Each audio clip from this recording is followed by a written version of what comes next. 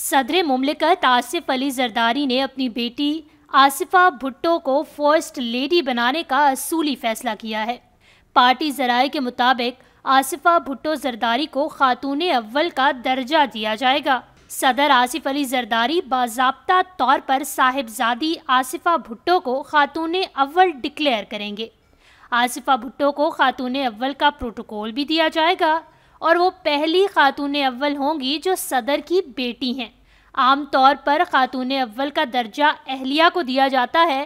عام انتخابات 2024 کے لیے آصفہ بھٹو نے پاکستان پیپلز پارٹی کے لیے ملک گیر انتخابی مہم چلائی اور اپنے بھائی بلاول بھٹو زرداری کا بھرپور ساتھ دیا تھا۔ آصفہ بھٹو زرداری پاکستان کی بڑی اور جمہوری جماعت پیپلز پارٹی کے سیاسی گھرانے کا حصہ ہیں۔ وہ 3 فروری 1993 کو پیدا ہوئی اور وہ پاکستان کی سابق وزیر اعظم محترمہ بینظیر بھٹو شہید اور پاکستان کے سابق صدر آصف علی زرداری کی سب سے چھوٹی صاحبزادی ہیں۔